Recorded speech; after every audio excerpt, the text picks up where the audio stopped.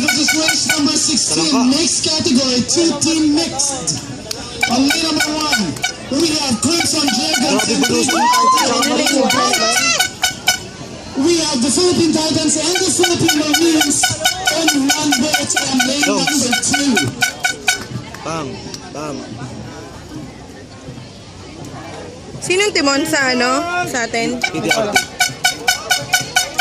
Alright, once again, Crimson Dragons and PDRT on one boat on lane number 1, and Philippine Titans and Philippine Marines on one boat on lane number 2. So once again, this is just one heat. We will have the best time record. Lane 1, lane 1. Oh my God! Go Crimson!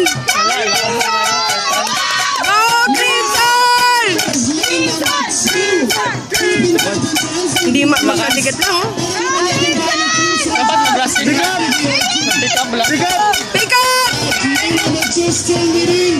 Lumalaban pa ang Philippine Marines. Late na nga na, late na pick up eh. Hindi sila magkalayo. Good job, lane number 2, Philippine Marines and Titans.